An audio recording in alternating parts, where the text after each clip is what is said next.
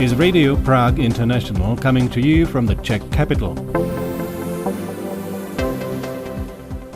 Hello and welcome. I'm Sierra Krieger-Wolf and you're listening to Czechia in 30 Minutes, the show where we give you a rundown of what's recently been happening in the country in just half an hour. Coming up on today's show, in the wake of yesterday's solar eclipse, we'll take a look into Czechia's long-standing fascination with astronomy.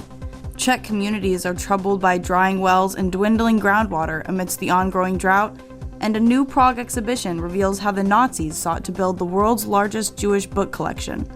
All that coming up in a bit, but first, here's Ruth Frankova with today's top headlines. News. The risk of wildfires has spread across all of Czechia due to continuing drought and hot weather. The Czech Hydrometeorological Institute warned on Thursday the risk is expected to increase over the weekend as winds strengthen.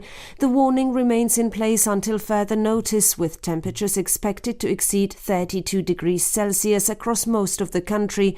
Meteorologists say this year is among the driest since records began in 1961, with rainfall so far at just 66% of the 1991 to 2020 average. Some rain could arrive in the form of thunderstorms on Sunday, mainly in Bohemia, with further showers and storms expected next week. Temperatures should also fall. The Czech Culture Ministry will provide around 9 million crowns to help restore the memorial to the 82 children murdered by the Nazis in Lidice during World War II. Culture Minister Otto Klempíř and Lidice Memorial Director Eduard Stehlík agreed on the funding on Thursday. A public collection has so far raised around 5.1 million crowns. The full restoration is expected to cost between 13 to 15 million crowns and take about 3 years. The memorial's bronze statues created by sculptor Marie Uchytilová have been damaged by age and years of exposure to the weather. It commemorates the 82 Lidice children who were murdered after the village were destroyed by the Nazis in June 1942. Age discrimination in the Czech labour market may start as early as 40, according to a study by the Deputy Ombudsman and researchers from Masaryk University released on Thursday. It found that job seekers' chances of receiving a positive response from employers decline with age, including in their 40s and 50s. The researchers sent 4,280 fictional CVs from men aged 40 to 55 to jobs advertised through the country's labour office. Although all the applicants met the job requirements, only 28.9% of those aged 40 to 44 received a positive response. For men aged 51 to 55, the rate was almost 3 percentage points lower. The Trutnov Open Air Music Festival begins on Thursday at the Bojiště venue in Trutnov, commemorating the 90th anniversary of Václav Havel's birth. Even as president, Havel continued to attend the festival after 1990, and the organizers declared him its chief. The festival program will feature a variety of genres, from rock, underground and world music to alternative rock, the organizers said. The festival in Trutnov, in the foothills of the Krkonoše Mountains, will run until the 16th of August. Czech tennis player Kateřina Siniaková has reached the doubles final in Toronto and is now one win away from her 38th career doubles title. The top-seeded Czech-Chinese pair beat Slovakia's Tereza Mihalíková and Britain's Olivia Nichols 6-1, 7-5 in the semi-final. A win would give Siniaková her 6th title of the season. And finally, a quick look at the weather. Friday is expected to be mostly sunny, with daytime highs ranging between 27 and 32 degrees Celsius. I'm Ruth Frankova, and that's the end of the news. Wednesday's solar eclipse was a reminder that Czechia could reasonably be called a nation of stargazers, with one of the densest networks of public observatories in Central Europe. But where does this fascination with astronomy come from, and why has it remained so strong? V. Pohanka reports. The Czech Astronomical Society lists 55 observatories that are open to the public, and the total rises to around 60 or more astronomical facilities when separate planetariums are included. Simona Bérová is the press secretary of the Czech Astronomical Society. The Czech Republic is unique globally for the number of its observatories. Just as Czechs are mushroom pickers and gardeners, many of them are also amateur astronomers. The comparison is striking even within Central Europe. Our survey of directories maintained by national astronomical organizations suggests that Czechia has roughly 6 public observatories and planetariums for every million inhabitants, considerably more per capita than, say, Austria, Germany or Poland. Only neighboring Slovakia comes close, perhaps reflecting the two countries' shared history. But the Czech fascination with astronomy goes back much further than Czechoslovakia itself. Prague was already an important European center for the study of the heavens around the turn of the 17th century, when some of the leading scientists of the age were drawn to the court of Emperor Rudolf II. In the 16th century, Prague became a center of astronomy, thanks to the work of Tycho Brahe and Johannes Kepler. In 1917, the Czech Astronomical Society was founded. Here they brought astronomy closer to the public, not just the scientists, and they built the Stefanik Observatory on Petrin Hill. Astronomy becomes a hobby. So, popular astronomy was already firmly established here long before the communist takeover of 1948. What happened afterwards, however, greatly expanded its reach. The communist state invested heavily in scientific education and encouraged people, particularly children and teenagers, to take an interest in astronomy. During the communist era, there was a golden era of people's observatories. In every city, observatories were established as center of education. There were clubs for children, observatories established by regions or cities gradually transformed. They turned into education centers with digital planetariums. Even so, there are still many people's observatories that offer a view through a telescope. There was also a powerful political dimension to the fascination with space. Czechoslovakia was an active participant in Interkosmos, the Soviet-led program that involved other socialist countries in space research and eventually human spaceflight. For Czechoslovaks, the defining moment came in March 1978. Дал возможность третьей стране в истории человечества выйти в космическое пространство. And that was the flight of Vladimir Remek aboard Soyuz 28. He became the first person in space who was neither a Soviet nor an American citizen, and Czechoslovakia became only the third country in the world to have one of its citizens travel into space. Remek spent nearly 8 days in orbit, most of them aboard the Salyut 6 space station. His mission was presented at home as a major national achievement and gave the already considerable public interest in astronomy and space exploration another powerful boost. The political system that promoted science and space exploration, partly for ideological reasons, disappeared in 1989, but Czech involvement in space did not.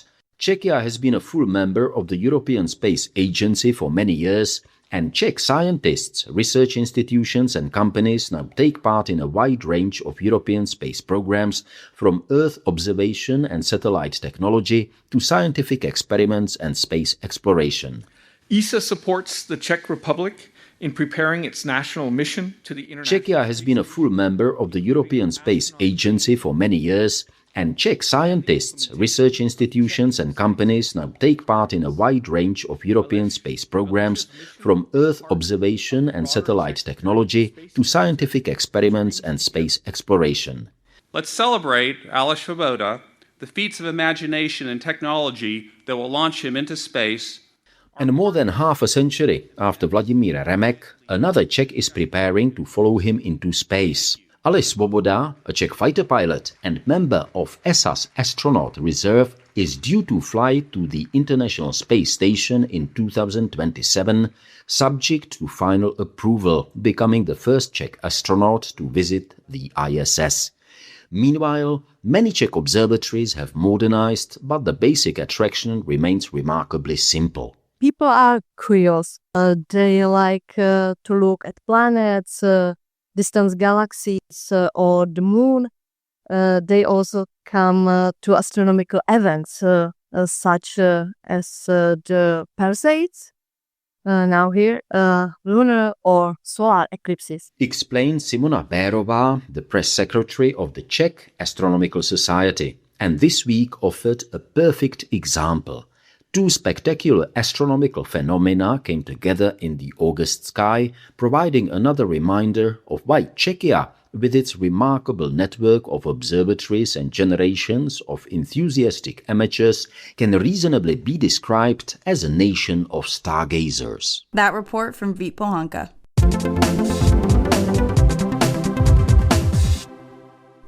Drying wells and declining groundwater levels are affecting an increasing number of communities across Czechia.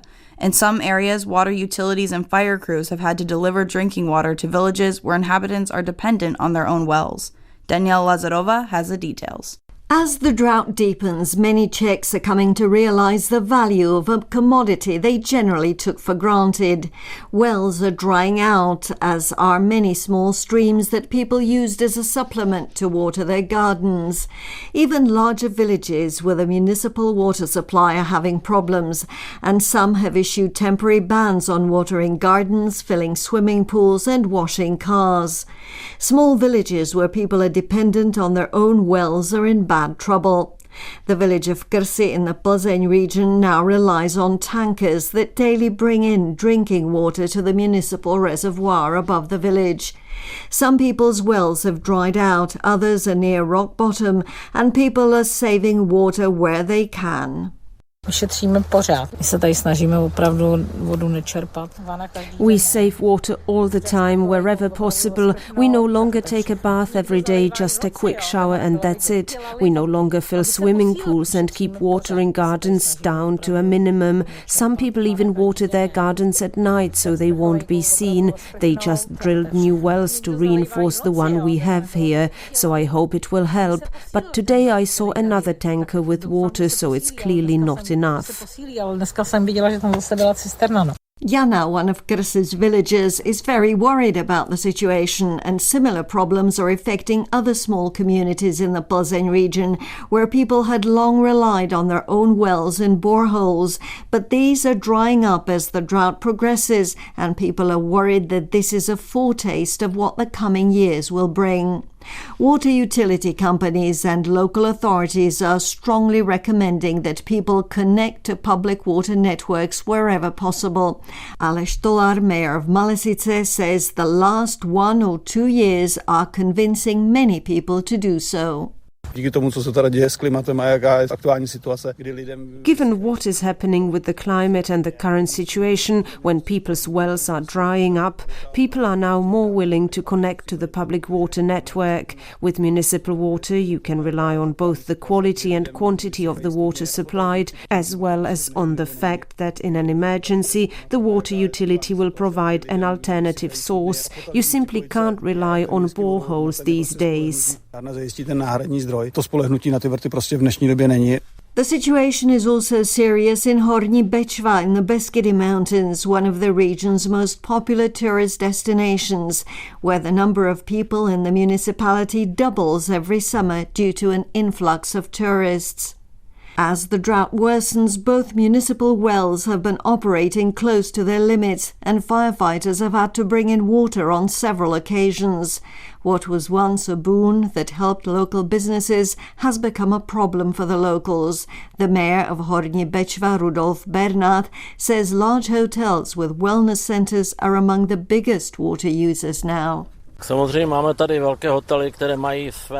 We have large hotels here which have their own wellness facilities and draw our water, so we are communicating with them intensively. We are trying to explain that the situation is serious and that they should also implement ways of using water economically, especially in their wellness facilities, so they don't unnecessarily draw water from common sources.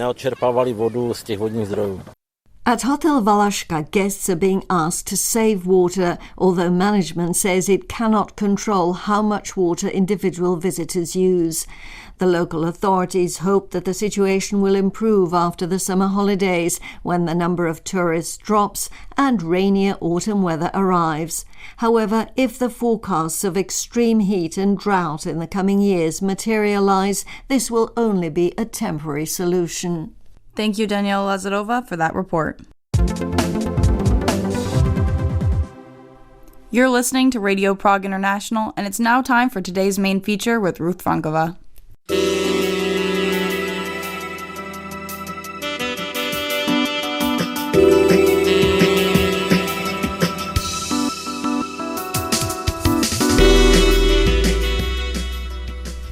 Burned synagogues and smashed shop windows are some of the best-known images of Nazi persecution of Jews, but the Nazis also systematically confiscated Jewish books, hoping to build a huge collection that could be used to provide a scientific justification for their racist ideology. During the war, more than 500,000 volumes were moved to the occupied Czech lands, where many remained for decades. An exhibition at the Clementinum in Prague, From the Shadows to the Light, now looks at what happened to these books and the efforts to uncover their stories. I spoke to historian Jana Jiráskova and Judaist Jiří Blažek, both from the Documentation Center for Property Transfers of the Cultural Assets of World War II Victims, and began by asking them why the Nazis went to such lengths to collect Jewish books and what they intended to do with them. Well, the first stage of the persecution of Jews and their political opponents was demonstrated by burning the books. But this auto da fe, which was conducted in spring and summer 1933, it was merely a demonstration of power. But the assembling of books was much more sophisticated and complicated process. We can say that Nazis' intention was first to collect the books, manuscripts, and other artworks which had, and which still have, tremendous value. The Nazis were very well aware of that. The second point, which we are trying to emphasize in our exhibition, is that Nazis plan to use these books as a kind of propaganda tool and for the further education of Nazi elites to show them the, let's say, evil of Jewish culture, Jewish religion, and they were planning to use these books as a basis for their pseudo-scientific research. Who were they taking these books from? Were they targeting mainly private collectors, or were they targeting Jewish communities and Jewish institutions? All of them. The books which were confiscated were from, for example, Rosentaliana from Netherlands, from Jewish community of Vienna, which possessed a tremendous collection of wonderful Jewish manuscripts and books. Also, the Jewish community of Munich possessed a large collection of Judaica. And of course, the library of the Rabbinical Seminary of Budapest was, and still is, home for one of the largest collection of Judaic and Hebraic literature in the world. Part of our exhibition also focuses on a large fund from Jewish community of Olomouc. This communal library was relatively modest in comparison to the other libraries, but still their books somehow found their way to these Nazi collections as well. And this leads me to another question. You have already mentioned Vienna, Budapest, Olomouc, but also the Netherlands. How come that these books ended up in what is today Czechia? Nazis collected these books in their institutions, most notably in Berlin, in libraries of RSHA. But in the year 1943, they started the operation, which was focused on evacuation of these libraries into the areas which were less endangered by the Allied bombings. So they were transporting books to various, in most of the cases, castles, for example, in Silesia, and in case of Czech lands, in the occupied Sudetenland, and also the ghetto in Terezín. Unfortunately, this evacuation wasn't going so fast, so large part of Nazi-collected books burned in Berlin during the bombings in November 1943. But this is how these books ultimately ended up in occupied Sudetenland and after war in liberated Czechoslovakia. Your team managed to trace the origins of many of these books. How did this search even begin? What prompted this search, and where does one even begin with such an investigation? Well, the Documentation Center assisted with the return of a book collection to Wrocław. And after that, the National Library asked us to help in identifying another book collection for which a research had started but not been completed, and for which no comprehensive inventory existed. The problem with the provenance research is that it's always slightly different in each individual case because you have to adapt to situation. So generally, the first step is to make a basic survey of the entire collection. This is ideally followed by photographing the items because it allows us to have, I would say, easy to work with sources, and means that we don't have to handle the books themselves too much. Then the basic division into the items that bears some identification features and to those that do not. At the first glance, this might seem simple. Usually the identification marks are placed on the title pages of individual volumes, but this is not always the case. So then you have to, so to speak, dig deeper and try to trace some notes or other maybe labels, papers that were put into the books within the individual volumes, and this is where we usually find the most interesting information. So can you give us an example? Is it true that in some cases even a handwritten note found in a book helped you search the book's provenance? Yes, sometimes it does, but I would like to emphasize that the provenance research is much more complicated. It is not as though we just turn up, open a book, see the front page, found a library stamp, and the research is considered completed. The research is never complete. So in some cases it is possible, especially if there is an ex libris or a library stamp. With handwritten notes, it's much more complicated because if you don't have a signature in a book, you can't compare the handwriting, you may never know who wrote the note into it. Also, you have to check the archives to find out whether this, let's say, probable owner was really the last one who had the book before it was stolen. Because the books may have been sold and passed to someone who didn't leave a mark in them. For example, I don't sign or write into my books, so my library would be impossible to identify. So this is the nightmare for provenance researchers. And one other thing, reconstructing the routes taken by stolen items, and this doesn't apply just to books, to all cultural assets, are rather difficult because many documents were destroyed during the war, either coincidentally or intentionally. And the surviving records usually are not precise inventories or lists of books. They may simply state that certain number of crates were sent to Germany. But how many books were in those crates? What titles? Who was the owner?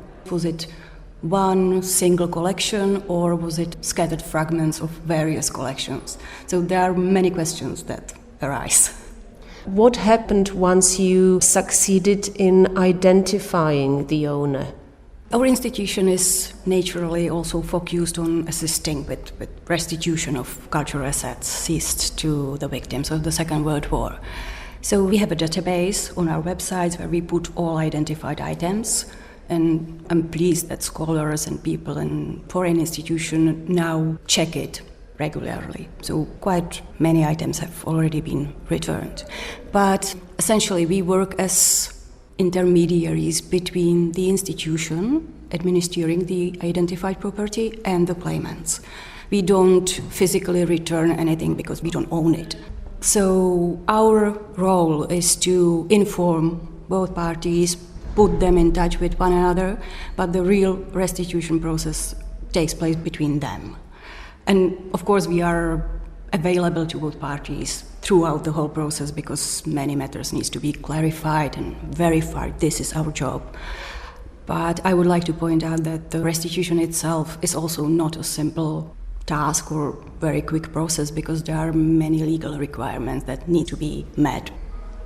And could you share with us at least one or two interesting stories that were hidden behind the books that you succeeded in identifying? Well, as we know, most of these books which we were able to identify were belonging to institutions. But there's one small collection of books which were originally owned by Rabbi Josef Bloch, who was an Austrian rabbi and who lived in late 19th century and who was also a representative in National Assembly. And he was very interested in a fight against modern anti-Semitism, which was rising its head towards the end of the 19th century. And his books were found amongst these collections. So this gives us kind of a personal touch that we are actually manipulating with books which belong to one concrete person whose family had some very dramatic fate during the war. I also forgot to ask about the sheer volume of books we are talking about here. How many books have you succeeded in identifying? How many books have you succeeded in linking with the original owners? Well, the total number of volumes in this collection is almost 700, which is a relatively small amount if we speak about the war confiscated book collections, which was hundreds of thousands of books. So this is a really fragment of this. We succeeded in identification of almost half of them. This counts in the books which were belonging to institutions, the libraries, and the one individual as well. And I imagine you must have also come across some really interesting or rare volumes. Would you like to mention some of these? For me personally, the most interesting print found in this collection is the fourth volume of multi-volume edition of Mishnah Torah, which is a religious legal code written originally by Spanish Egyptian scholar Maimonides in the 12th century. And this edition comes from Venetia from 1575, which makes it the oldest datable print found in this collection. And this is a really rare print, and it has also great artistic and also spiritual value. We are now meeting at an exhibition called From the Shadows to the Light, which showcases the results of your research. Does it mean that the investigation is over, or is it continuing? I imagine it can never really be over. I hope we are beginning right now, because now, with the cooperation of National Library, with the help of restoration workers, this research starts to be very interesting. Now we are really cooperating with the experts in their fields, and we are able to discover more information about the original owners, and still there are some unanswered questions about how did these books make their way into National Library of Prague and what was their fate during the war. This is still in the sphere of assumptions, ideas, but we still need to find some definite answers. What do we know about these books and their fate during the communist regime? What do we know? Well, as my colleague suggested, the research is still continuing. We don't know that much as we would like to. But we know that after the war, there were many reports informing that in the castles in former Sudetenland, that these castles contain a large number of books of unknown origin. And the National and University Library, a predecessor of today's National Library, was tasked with processing these books. So they transported them to Prague, they sorted them, tried to identify their owners, and I must say that many volumes were returned to their countries of origin in the immediate post-war years. But during the communist regime, we don't think that there was an atmosphere for searching Hebrew prints back then. So the library basically returned to it after the Velvet Revolution.